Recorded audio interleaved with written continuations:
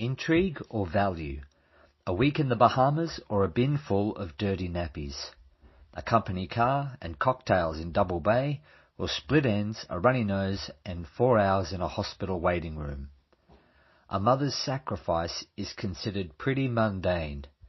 It lacks the intrigue and allure of a career, travel, mango espadrilles and the latte crowd.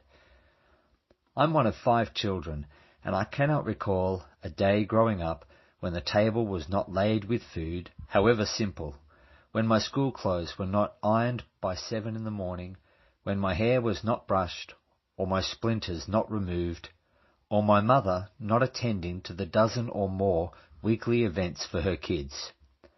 What was she doing? Why bother? She was multiplying loaves and fishes.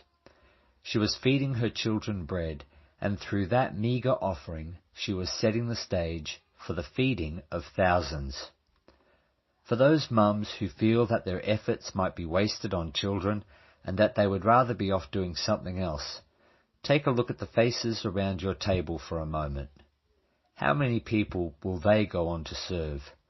How many grandchildren or great-grandchildren, friends, spouses and neighbours will those little hands go on to love and cherish because you once filled their little hands? The Bible praises womanhood and motherhood. Proverbs 31:30, charm is deceitful and beauty is vain, but a woman who fears the Lord is to be praised. Give her of the fruit of her hands, and let her works praise her in the gates. Given with love, those Vegemite sandwiches that seem only to feed one will go on to feed a multitude as they are broken down and transformed into more serving hands.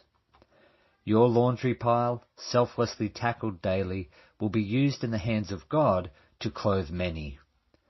Mothers, do not think that your work does not matter. In God's hands it will be broken and broken and broken again. The work of your hands is being multiplied through sacrifice so that a multitude may eat and be satisfied.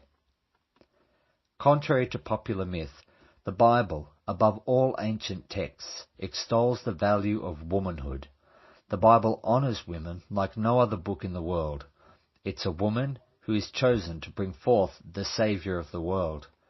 The holy city is a glorious mother. Jesus' death was for his bride, and the first person to see Jesus after his resurrection was a woman.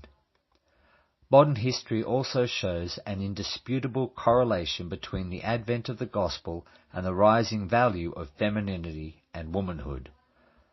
Where the gospel has not gone, women remain subdued.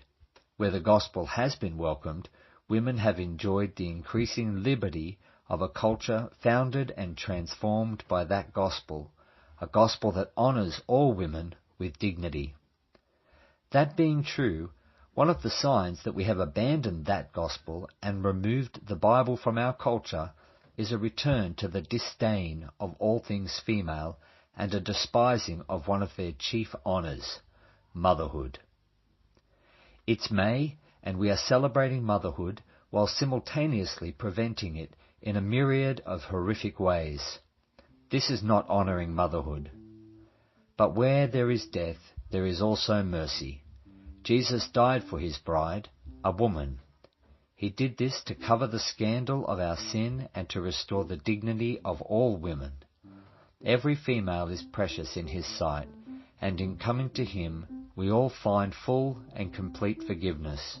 We find a mercy that covers our shame and a dignity that restores the true honour belonging to motherhood.